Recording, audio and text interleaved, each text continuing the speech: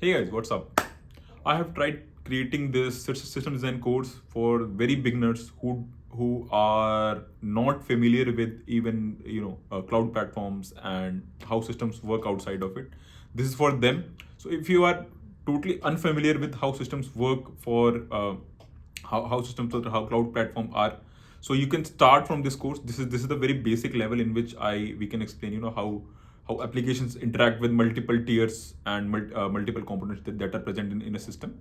So yeah, all the best. I have tried covering. I'll try. I have not tried. I have not shot all of the episodes as of now, but I'll try covering all of the things, and I'll also put all of the references from where I got all this content from. So you can also refer them after if you're not very interested in watching the video. So yeah, that's it. Yeah, you can move to episode 1. Bye.